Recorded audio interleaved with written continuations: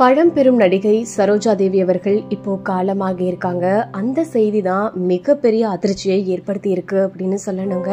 என்ன ஆச்சு அப்படிங்கறத பார்க்கலாம். அதாவது தமிழ், தெலுங்கு, கன்னடம்னு தென்னிந்திய மொழிகள்ல கோலோச்சிய பழம்பெரும் நடிகை சரோஜா தேவி தாங்க காலமாகி இருக்காங்க.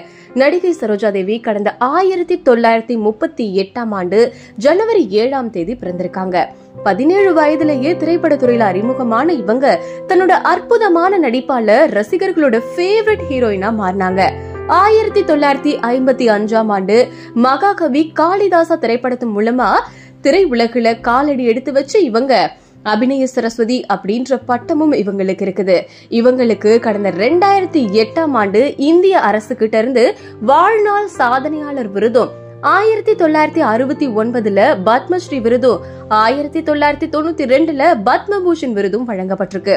தமிழ், தெலுங்கு, ஹிந்தி, கன்னடம்னு பல மொழிகள்ல நடிச்சு பிரபலமான நடிகை சரோஜா தேவி காலமாகி இருக்காங்க. அவங்களுக்கு வயது 87. சரோஜா தேவியோட மரணத்தை தொடர்ந்து அவங்களோட வீட்டுக்கு முன்னாடி காவல்துறையினர் தடுப்பு வேலி அமைச்சு பாதுகாப்பு பணியில ஈடுபடுத்தப்பட்டிருக்காங்க. சரோஜா தேவியோட மரணம் ஒட்டுமொத்த திரை உலகத்தையே பெரும் துயரத்துல ஆழ்த்தியிருக்கு. அவங்களோட மறைவு திரை உலகுக்கு ஒரு பேரிழப்பா இருக்குதுன்னு தான் சொல்லணும். சோ நம்ம சேனல் சார்பா சரோஜா தேவி அவர்களுக்கு நம்ம ஆழ்ந்த இரங்கல்களை தெரிவிச்சுக்கலாம்.